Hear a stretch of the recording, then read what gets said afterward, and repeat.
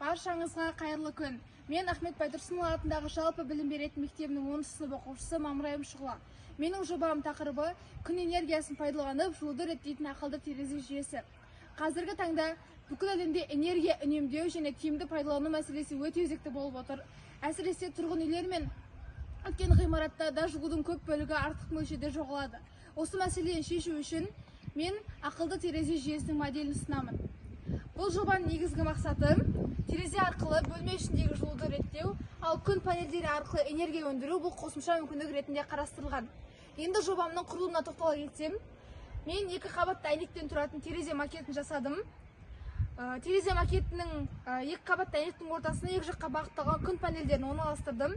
Айта кететіндей, бұл күн панельдердің ерекшелігі жарық қай жаққа бағытталса, күн түскен жаққа қарай өзі бағыт алып, энергия өндіре алады.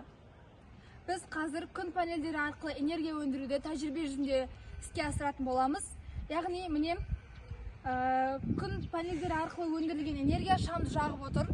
Бұл шамды жарық датчигін түссек, міне, күн сәулесі жоқ жерге бағытталсақ, жарық сөнеді.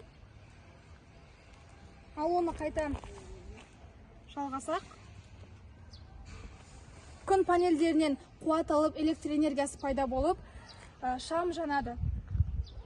Бұл жобада біз ақылды терезе жүйесін қарапайым аялдамада қолдануды көрсеттік. Яғни, күн панельдері арқылы алынған энергия көше шамдарын жағуға да өз үлесін қоса алады. Бұны тек аялдамада ғана емес, мектептерде, ғимараттарда, сондай-ақ тұрғын үйлерде де қолдануға болады. Біздің жобаның негізгі артықшылықтары экологиялық таза, қауіпсіз және де энергия үнемдейді.